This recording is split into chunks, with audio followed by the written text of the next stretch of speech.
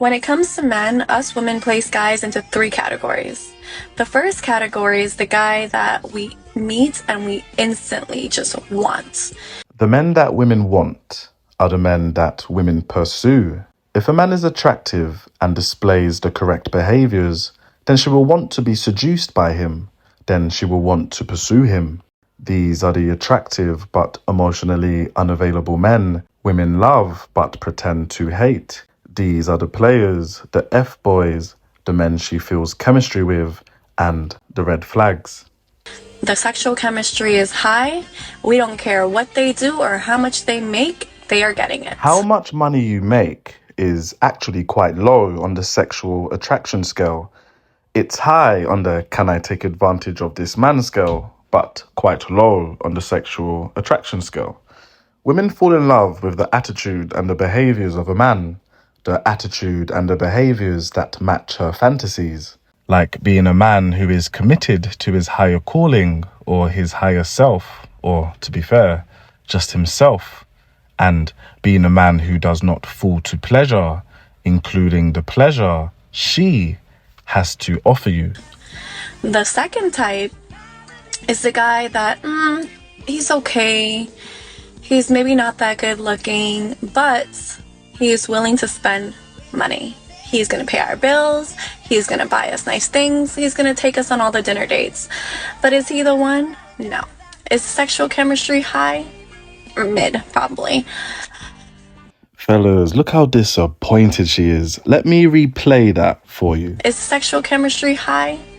Or mid, probably. Women want to be seduced by men and do not want to place men into the dreaded control box. They already have enough men here. This is a low-paying job. There's always another man who can replace you. This is a harsh job. One mistake and you're done, because there's always another man who can replace you. She gets sent a new CV every day. Women want to see you highly enough so that they can seek your validation, so that they could possibly submit to you one day, but you always mess it up and end up seeking her validation and end up submitting to her. And because of this, she places you into the control box. If her desire is not strong for you, but you are valuable to her, and if she is able to get you to do things for her without having to do much in return, then you are presenting her with an offer she cannot refuse, whether you are aware to this or not. She will place you into the control box and test to see just how far she can go with you. She will test your limits and your boundaries, all to see just how much value she can derive from you. Let me put you guys on game. Women create a perception of high value and sell it to men. The men who buy what she is selling are put straight into the control box. The men who do not buy the high value perception that she sells automatically pass her greatest test. Guys, sign up to my one-on-one coaching if you want to change your life. You know, I don't have enough time to drop all of the game. And then there's the third guy. The third guy doesn't have a shot in hell. There is nothing that he can do. There is no amount of money that he can make that would make us want him. He is a no right off the bat.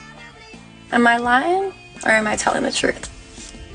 The avoid box is self-explanatory. The men she places here, she avoids. These men are unattractive and anti-seductive straight off the bat. She does not see any value in these men, or they are potentially dangerous to her. All three men are potentially dangerous to her, as the very nature of a man is potentially dangerous to her. If a woman is to be murdered or abused, it will more than likely be by a man who she is dealing with romantically or was dealing with romantically. So these three boxes are designed to protect her. The control box is a defense mechanism. You see, women deal with men's safety first, and when they deal with men, they are dealing with the devil. Because to women, we are the devils, we are the vampires, and we are the wolves. But we are also their protectors and lovers. So women have a very paradoxical relationship with a man's care. If you care too much and she does not feel for you as strongly as you feel for her, then you are potentially dangerous to her. She will place you into the control box because in order for her to feel safe with men who are emotionally invested in her, a bit too emotionally invested in her, she has to know that she is in control. Because her ancestors and her biology know that her biggest threat in life is a man who cares for her a bit too much, a man who cares for her more than she cares for him. You see, women are rarely harmed by strangers. Fellas, really sit with what I'm telling you. Once you understand the plight of women and how they truly see men, you will understand how to truly communicate with them. You will learn how to seduce them because you will finally know and understand what women want. Guys, sign up to my one-on-one coaching. It will be the best money you have ever spent. Trust me. I have a whole formula of teaching and a body of work. This is nothing like any dating coach you can get online or in a shop. Trust me. Very powerful, transformative stuff. As I said earlier, women have a paradoxical relationship when it comes to a man's care. It is what she is drawn towards, yet wants to run away from. This sensitivity to being cared for and not being cared for too much is what most men simply cannot wrap their heads around. Most men lack an ability to understand nuances, and there is nothing more nuanced than a woman to a man who is very black and white in his thinking. And women are neither black or white. They are both black and white, and not black and white at all. If you can't see the nuances, then you won't be able to understand her sub-communications either. And if you can't sub-communicate with women, then you are bad with women. You can't communicate with them. And because of this, you will never truly influence her how you would like to. And this is dangerous for her because a man who cannot influence has no power. And it is the men with no power who are in fact dangerous men. Guys, like and follow. If you derived any value, like and follow. Please support. You can buy me a coffee.